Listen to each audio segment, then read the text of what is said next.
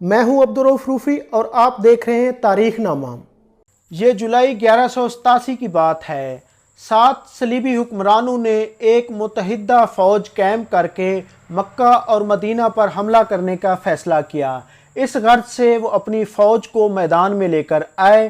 سلطان صلاح الدین ایوبی نے حطین کے مقام پر اس بڑے لشکر کو روکا اور وہیں سے خون ریز جنگ شروع ہوئی۔ سلطان صلاح الدین ایوبی نے ایک بڑی خون ریز جنگ کے بعد اس بڑے لشکر کو عبرتناک شکست سے دوچار کیا۔ اس جنگ کے بعد سلطان صلاح الدین ایوبی نے ایک بڑا تاریخ ساز فیصلہ کیا۔ انہوں نے مسلمانوں کے قبلہ اول بیت المقدس کو، جو اس وقت صلیبیوں کے قبضے میں تھا، آزاد کرانے کا فیصلہ کیا، اور اس کی پہلی اور بڑی چوکی اقرا شہر تھا، جس پر تمام صلیبی ممالک کی متحدہ افواج وہاں پہ تعینات تھی۔ سلطان صلاح الدین ایوبی نے ایک بڑے لشکر کے ساتھ اقرا پر حملہ کر دیا۔ 8 جولائی 1187 کو سلطان صلاح الدین ایوبی نے اقرا کو فتح کر لیا۔ اس مارکے میں صلیبی انٹیلیجنس کا سربراہ ہرمن بھی گرفتار ہوا، جسے فرار ہوتے ہوئے ایک کماندار نے گرفتار کیا تھا۔ گرفتاری کے وقت ہرمن نے کماندار کو خوبصورت لڑکیوں اور بہت سا سونا دے کر فرار کرانے کی پیشکش کی تھی، مگر کماندار نے اسے رد کر دیا۔ ہرمن کو جب سلطان صلاح الدین ایوبی کے سامنے پیش کیا گیا تو اس نے گرفتار کرنے والے کماندار کو خراج تحسین پیش کرتے ہوئے سلطان سے کہا، سلطان معظم، اگر آپ کے تمام کماندار اس کردار کے ہیں جو مجھے پکڑ کر لایا ہے، تو میں آپ کو یقین کے ساتھ کہتا ہوں کہ آپ کو بڑی سے بڑی فوج بھی یہاں سے نہیں نکال سکتی۔ اس نے کہا، میری نظر انسانی فطرت کی کمزوریوں پر رہتی ہے۔ میں نے آپ کے خلاف بھی یہی ہتھیار استعمال کیا۔ میرا ماننا ہے کہ جب یہ کمزوریاں کسی جرنیل میں پیدا ہو جاتی ہیں یا پیدا کر دی جاتی ہیں تو شکست اس کے ماتھے پر لکھ دی جاتی ہے۔ میں نے آپ کے یہاں جتنے بھی غدار پیدا کیے، ان میں سب سے پہلے یہی کمزوریاں پیدا کی۔ حکومت کرنے کا نشہ انسانوں کو لے ڈوبتا ہے۔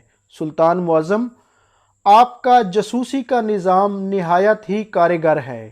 آپ صحیح وقت اور صحیح مقام پر ضرب لگاتے ہیں، مگر میں آپ کو یہ بتانا چاہتا ہوں کہ یہ صرف آپ کی زندگی تک ہے۔ ہم نے آپ کے یہاں جو بیج بویا ہے وہ ضائع نہیں ہوگا۔ آپ چونکہ ایمان والے ہیں، اس لیے آپ نے بے دین عناصر کو دبا لیا، لیکن ہم نے آپ کے امراء کے دلوں میں حکومت، دولت، لذت اور عورت کا نشہ بھر دیا ہے۔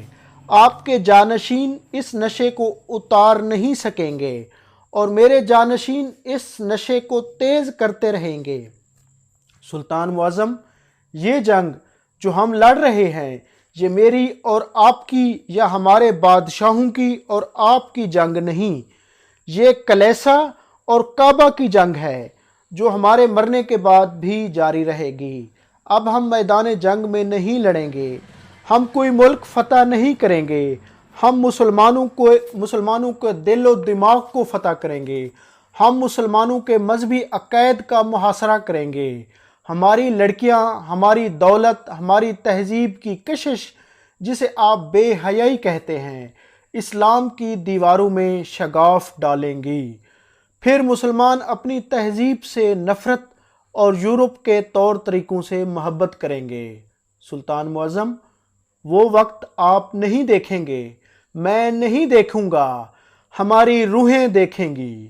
سلطان صلاح الدین ایوبی جرمن نژاد ہرمن کی باتیں بڑے غور سے سن رہے تھے۔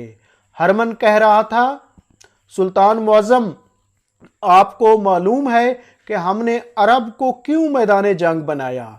صرف اس لیے کہ ساری دنیا کے مسلمان اس خطے کی طرف منہ کر کے عبادت کرتے ہیں۔ یہاں مسلمانوں کا کعبہ ہے، ہم مسلمانوں کے اس مرکز کو ختم کر رہے ہیں۔ آپ آج بیت المقدس کو ہمارے قبضے سے چھڑا لیں گے، لیکن جب آپ دنیا سے اٹھ جائیں گے، مسجد اقصیٰ پھر ہماری عبادت گاہ بن جائے گی۔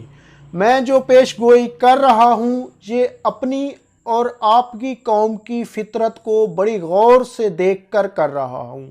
میں آپ کی قوم کو ریاستوں اور ممالک میں تقسیم کر کے انہیں ایک دوسرے کا دشمن بنا دیں گے اور فلسطین کا نام و نشان نہیں رہے گا۔ یہودیوں نے آپ کی قوم کے لڑکوں اور لڑکیوں میں لذت پرستی کا بیج بونا شروع کر دیا ہے۔ ان میں سے اب کوئی نور الدین زنگی اور کوئی صلاح الدین ایوبی پیدا نہیں ہوگا۔ ہرمن نے یہ الفاظ آج سے 9 صدیاں پہلے کہے تھے۔ سلطان صلاح الدین ایوبی کا بھی 1193 میں دمشق میں انتقال ہو گیا تھا اور ہرمن بھی نہیں رہے، لیکن سلطان صلاح الدین ایوبی کے ساتھ مکالمہ میں ہرمن نے جو الفاظ کہے تھے وہ آج حرف بحرف سچ ثابت ہو چکے ہیں۔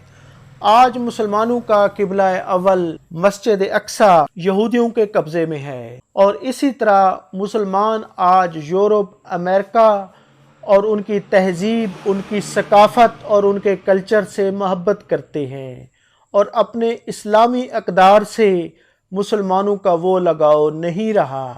اور یہی تمام باتیں اس وقت ہرمن نے سلطان صلاح الدین ایوبی سے کہی تھیں کہ آپ بھی نہیں ہوں گے اور میں بھی نہیں ہوں گا، لیکن جو جنگ اب ہم شروع کرنے جا رہے ہیں، اقرا کو آپ فتح کر لیں گے، بیت المقدس کو آپ فتح کر لیں گے، لیکن ہم جو اب جنگ شروع کرنے جا رہے ہیں وہ آئندہ نسلیں، مسلمانوں کی آئندہ نسلیں وہ ہمارے تابع ہوں گی۔ اور بلا شبہ آج یہ تمام باتیں سچ ثابت ہو چکی ہیں۔ میری آج کی یہ ویڈیو اگر پسند آئی ہو